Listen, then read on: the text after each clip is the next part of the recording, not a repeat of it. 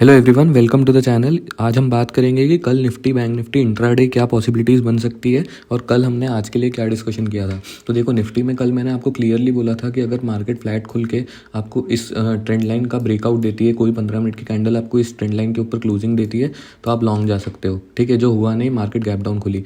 अब मैंने शॉर्ट के लिए आपको कब बोला था कि ये जोन के नीचे मार्केट कोई 15 मिनट की कैंडल ब्रेक एंड क्लोज कर देती है, मतलब इसको ब्रेक करके क्लोजिंग दे देती है, तो आप उस पर शॉर्ट करके उस पर एसएल लगा सकते हो। अब दोनों केसेस अगर आप देखोगे तो यहाँ पर हमको लॉन्ग की ट्रेड नहीं मिली, यहाँ पर हमको शॉर्ट की ट्रेड नहीं मिली। ठीक है, मतलब डायरेक्शनल मोमेंटम मार्केट में था नहीं। इसके अलावा मैंने आपको ये बोला था कि अगर मार्केट गैप डाउन या इस जोन में खुलती है तो हो सकता है मार्केट यहाँ पे कंसोलिडेट भी कर जाए। ठीक है, जो कि एग्जैक्टली हुआ है। उसके लिए मैंने आपको बहुत क्लियरली बोला था कि आप यहाँ पे कॉल ऑप्शन और इस जगह की पुट ऑप्शन बेच सकते हो। ओके, इस बीच में अगर मार्केट रह जाएगी, आपको इसमें भी डीके मिलेगा, आपको इसमें भी डीके मिलेगा। ठीक है, सिंपल सा सिनेरियो था। अब देखो, कल के लिए हमको क्या करना है कि कल मार्केट अगर फ्लैट खुल के इस ट्रेंड लाइन का ब्रेकआउट आपको दे रही है तो आप सीधा लॉन्ग जा सकते हो। इसके दो रीज़न है, वो भी मैं आपको बताऊंगा। इसके अलावा अगर मार्केट यहाँ पर आपको इस जोन के नीचे ब्रेकडाउन दे रही है तो आप इस पर शॉर्ट जा सकते हो और इसके ऊपर एसएल लगा सकते हो। ये एसएल बहुत स्ट्रिक्ट होना चाहिए, क्योंकि हो सकता है मार्केट इस जगह से भी सपोर्ट ले ले, क्योंकि मार्केट पहले इस जगह से रेजिस्टेंस ले रही थी, इस जगह पे सपोर्ट ले रही थी, तो ये एक बहुत इंपॉर्टेंट एरिया है। तो हो सकता है मार्केट नीचे आके कहीं यहाँ से ऐसे सपोर्ट लेके निकल जाए। तो शॉर्ट करने में अभी भी थोड़ा सा फियर बना हुआ है। लॉन्ग ट्रेड आप ले सकते हो इसके ऊपर, ठीक है, इस ट्रेंड लाइन ब्रेक के ऊपर। सिंपल सी बात है। इसके अलावा अगर आप इसके डेली टाइम फ्रेम पे आके देखोगे निफ्टी के, तो मैं सबसे पहले ये सब चीज़ें यहाँ से हाइड करता हूँ। तो यहाँ पर अगर आप देखोगे ना, तो डेली कैंडल आज मुझे एक हैमर मिली है। ठीक है, इस कैंडल को हम बोलते हैं हैमर। ये वाली जो कैंडल बनी है इसको हम बोलते हैं हैमर। तो बेसिकली अगर इसके हाई के ऊपर अगर कोई 15 मिनट की कैंडल आपको क्लोजिंग दे रही है तो आप उस पर लॉन्ग कर सकते हो और उसके नीचे आप एसएल लगा सकते हो और आप बैठ सकते हो ऊपर के लिए। ठीक है, अब आप इस जगह पर भी अगर देखोगे तो मार्केट जब यहाँ से ऊपर गई थी और मार्केट करेक्ट हुई थी, तो यहाँ पर जो मुझे ये दोनों पैटर्न मिले थे, ये एक बुलिश एनगल्फिंग पैटर्न मिला था मुझे। उसके अलावा ये कैंडल एक हैमर बनी थी। उसी तरीके से मुझे यहाँ पर एक हैमर मिल रहा है। तो अगर इसके ऊपर मार्केट निकलने लगती है तो मार्केट बुलिश हो सकती है। ठीक है, और एक चीज़ आपको ध्यान रखनी पड़ेगी कि इस हैमर के ऊपर अगर मार्केट बहुत बड़ी गैपअप खुल जाती है तो फिर मार्केट में प्रॉफिट बुकिंग आने के चांसेस रहते हैं। ठीक है, फिर मार्केट यहाँ से कंटिन्यू होना थोड़ा मुश्किल हो जाता है, क्योंकि यहाँ पर जितने लोग पोजिशन होल्ड करके जाते हैं वो यहाँ पर प्रॉफिट बुक करने की सोचते हैं। सिंपल सी बात है। ओके, तो 15 मिनट के टाइम फ्रेम पे हम आके देखेंगे। तो मैं वापस से अपनी ड्राइंग्स लेके आता हूँ सामने। तो अगर मार्केट कल बहुत ज़्यादा गैप अप खुल जाती है ना, तो आप उस ट्रेड को अवॉइड कर सकते हो, क्योंकि वहाँ से फिर एक प्रॉफिट बुकिंग आ सकती है। उसके अलावा आप ये चीज़ कर सकते हो, अगर मार्केट इस ट्रेंड लाइन के ऊपर कहीं खुल जाती है तो आप वेट कर सकते हो इस ट्रेंड लाइन के ऊपर मार्केट रीटेस्ट करे।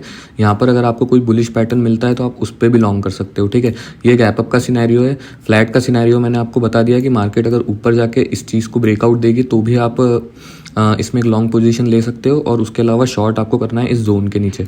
ठीक है, ये सिंपल सा एनालिसिस है निफ्टी के लिए। अब हम लोग फटाफट आते हैं बैंक निफ्टी के ऊपर। बैंक निफ्टी पे हमने कल क्या डिस्कशन किया था। कल देखो, मैंने आपको बहुत क्लियरली बोला था कि ये 3 रेंज आप बना के रख लो। ये ऊपर वाली एक लाइन, ये वाला एक जोन और ये वाला एक जोन। देखो, कल बैंक निफ्टी के लिए मैंने क्या डिस्कशन किया था। कल बैंक निफ्टी यहाँ पर क्लोज हुई थी। मैंने आपको बोला था कि मार्केट अगर गैप डाउन खुल जाती है इस एरिया में कहीं पे, तो हो सकता है मार्केट कंसोलिडेट कर जाए। तो आप इस जगह की कॉल ऑप्शन और इस जगह की पुट ऑप्शन बेच सकते हो, और अगर किसी को ज़्यादा सेफ खेलना है तो वो इस जगह की पुट ऑप्शन बेच सकता है। वो आप प्रीवियस डे एनालिसिस के वीडियो में भी जाके आप चेक कर सकते हो। ये चीज़ मैंने आपको बताई थी। इसके अलावा अगर आपने ये वाला काम किया होता, ये कॉल और ये पुट्स बेचे होते, तो आपको इसके बीच में आज अच्छा खासा डीके मिल गया होता।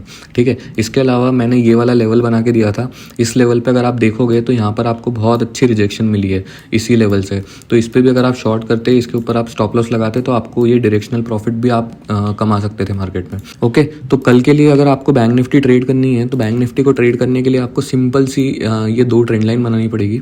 इस तरीके से एक ट्रेंड लाइन आपकी ये वाली बनेगी और दूसरी ट्रेंड लाइन आपकी यहाँ नीचे से बनेगी, इस जगह से। ओके, कुछ ऐसी।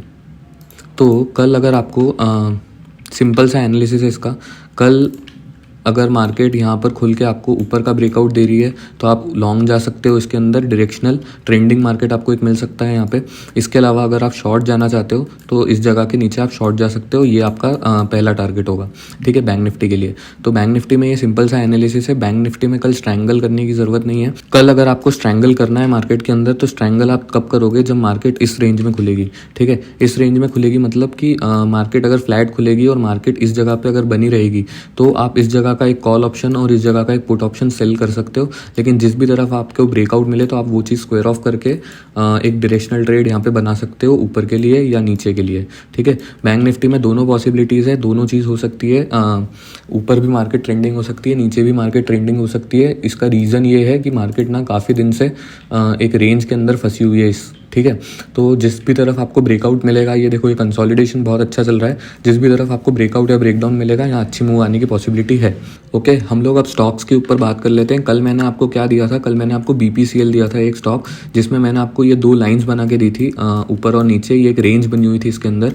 और मैंने आपको क्या कहा था कि अगर आपको इस जगह के ऊपर कोई 15 मिनट की क्लोजिंग मिलती है तो आप उस पर बाय कर लेना, या आपको इस जगह के नीचे कोई 15 मिनट की क्लोजिंग मिलती है तो आप उसको शॉर्ट कर सकते हो, ठीक है। ये सिंपल सा एनालिसिस था हमारा BPCL के लिए। अगर आपने इसको ट्रेड किया होगा आज तो आपको एक अच्छा खासा प्रॉफिट हुआ होगा इसके अंदर। देखो सारा एनालिसिस आपके सामने है, आपको सिर्फ ये करना था कि ये लाइन के नीचे आपको जैसे ही इस कैंडल ने क्लोजिंग दी थी आप इस पर शॉर्ट कर सकते थे, आप इसके ऊपर स्टॉप लॉस लगा सकते थे, ठीक है। ये स्टॉप लॉस आपका नहीं हिट होता और आपको अच्छा खासा प्रॉफिट मिलता है इसके अंदर।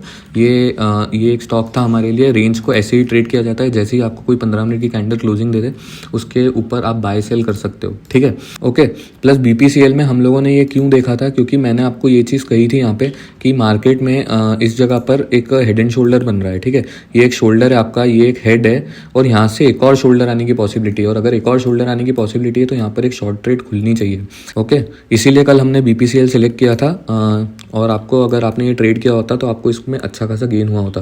पोजिशनल बेसिस पे इसका स्टॉप लॉस यहाँ पे है और इंट्राडे बेसिस पे तो आप आज ट्रेड कर चुके होगे इसको, ठीक है। इसके अलावा हम लोग अगर नेक्स्ट स्टॉक के ऊपर आते हैं, नेक्स्ट स्टॉक हमने DLF सेलेक्ट किया था। मैंने आपको बोला था ये ग्रीन लाइन के ऊपर 15 मिनट की क्लोजिंग चाहिए, जो हमको मिली नहीं पूरे दिन भर में। अगर आप 15 मिनट का चार्ट देखोगे तो यहाँ पर हमको कोई क्लोजिंग नहीं मिली। तो सिमिलर एनालिसिस है इसका कल के लिए भी। अगर आपको 418.50 के ऊपर कोई क्लोजिंग मिलती है तो आप उसमें लॉन्ग जा सकते हो। ये हमने क्यों पिक किया था, क्योंकि आप इसके डेली टाइम फ्रेम पे अगर आके देखोगे तो डेली टाइम फ्रेम पे मुझे एक बहुत ही अच्छा हेड एंड शोल्डर पैटर्न दिख रहा है। 1 साल भर में बनाए हैं ऑलमोस्ट, ठीक है। ये पैटर्न अच्छा चलने की पॉसिबिलिटी है यहाँ पे। तो अगर इसको आपको ट्रेड करना है तो आज देखो DLF में क्या हुआ है, DLF के अंदर एक इनसाइड कैंडल बनी है। तो ये इनसाइड कैंडल जो बनी है ना, इसके हाई पे आप एक लाइन मार्क कर लो जो है 418.00। 418.00 के ऊपर अगर आपको कोई 15 मिनट की कैंडल यहाँ पर क्लोजिंग देती है तो इस ये देखो ये लेवल है, इसके ऊपर आपको कोई भी क्लोजिंग मिलती है 15 मिनट की, आप उस पर बाय कर सकते हो, उसके नीचे आप स्टॉप लॉस लगा सकते हो। इसके अलावा तीसरा स्टॉक जो हमने पिक किया था वो था ग्रासिम। ग्रासिम में भी ये वाली एक ग्रीन लाइन मैंने आपको बना के दी थी 1836.95। तो इसके ऊपर आपको कोई क्लोजिंग आज मिली नहीं, तो ये ट्रेड हमारी एग्जीक्यूट नहीं हुई। कल के लिए भी अगर आपको ग्रासिम ट्रेड करना है तो आप इसी लाइन के ऊपर बाय कर सकते हो इसको, ठीक है। सिंपल सा एनालिसिस है ग्रासिम के लिए। नेक्स्ट स्टॉक जो है, मैंने नेक्स्ट स्टॉक जो पिक किया है वो है डाबर इंडिया। डाबर इंडिया में आप देखोगे ना तो BPCL की तरह ये एक रेंज बन रही है, लेकिन इसमें ना एक बुलिश मोमेंटम आने की पॉसिबिलिटी है। अब अगर आप इसमें देखोगे तो ये दोनों कैंडल मिला के आपको बुलिश एनगल्फिंग मिल रही है, ये दोनों कैंडल मिला के भी आपको एक बुलिश एनगल्फिंग मिल रही है, और ये जो एक कैंडल है ये आपका हैमर है, ये भी आपका हैमर है, ठीक है। तो इसके अंदर एक मोमेंटम आने की पॉसिबिलिटी बहुत ही अच्छी है। ओके, तो इसको अगर आपको ट्रेड करना है तो आप यहाँ पे सिंपल एक लेवल मार्क कर सकते हो जो है 594.05। इस लाइन के ऊपर अगर आपको कोई 15 मिनट की कैंडल क्लोजिंग देती है तो उस पर आप बाय कर लो, उसके नीचे आप स्टॉप लॉस लगा लो, ठीक है। तो सिंपल सा एनालिसिस है डाबर के लिए। नेक्स्ट स्टॉक जो मैंने पिक किया है वो है HDFC बैंक। HDFC बैंक अगर आप इसके डेली टाइम फ्रेम पे देखोगे ना तो ये बहुत दिनों से यहाँ पे कंसोलिडेट कर रहा है, ठीक है। तो इसको ट्रेड करने के लिए आपको कुछ भी नहीं करना है, आपको सिंपल सी एक रेंज मार्क कर लेनी है इस तरीके से, ठीक है। ये रेंज आप मार्क करके आप चाहो तो यहाँ पर एक लाइन बना लो इस जगह पे और उसके ऊपर एक लाइन बना लो, ठीक है। ये आप बॉक्स चाहो तो यहाँ से हटा सकते हो, इसकी कोई ज़रूरत नहीं है। सिंपल सा एनालिसिस है। इस लाइन के ऊपर कोई 15 मिनट की कैंडल क्लोजिंग दे दे, बाय कर लो, उसके नीचे स्टॉप लॉस लगा लो। इस लाइन के नीचे कोई 15 मिनट की कैंडल क्लोजिंग दे दे, उस पर शॉर्ट कर दो, उसके ऊपर स्टॉप लॉस लगा लो। ओके, इस रेंज के अंदर इसको ट्रेड करने का कोई मतलब नहीं है, वॉलेटिलिटी रहने वाली है, यहाँ पर आपका प्रॉफिट नहीं बनेगा, आपको ट्रेंडिंग मार्केट इसमें ऊपर या फिर नीचे ही मिलेगा। बहुत ही अच्छी रेंज है, किसी भी वक्त ब्रेकआउट ब्रेकडाउन देगी तो आपको एक अच्छा मोमेंटम मिल सकता है इसके अंदर। कैसे मिल सकता है? जैसे आपको बीपीसीएल के अंदर मिला था, जो मैं आपको दिखा देता हूँ। ये देखो, बीपीसीएल के अंदर भी हमारा सिमिलर ही केस था, ये रेंज थी और आज हमको ये रेंज का ब्रेकडाउन मिल गया है। इसको अगर किसी ने इंट्राडे ट्रेड किया होता तो उसको अच्छा खासा गेन हुआ होता। ठीक है, तो ये हमारा एनालिसिस है कल के लिए, सिंपल सा। अगर आपको ये एनालिसिस पसंद आया तो आप वीडियो को लाइक करना, शेयर करना, सब्सक्राइब कर लेना चैनल को, ताकि आपसे ऐसे वीडियोज़ और मिस ना हो। ठीक है, तो मैं मिलता हूँ आपको नेक्स्ट वीडियो के अंदर, तब तक के लिए हैव अ गुड डे।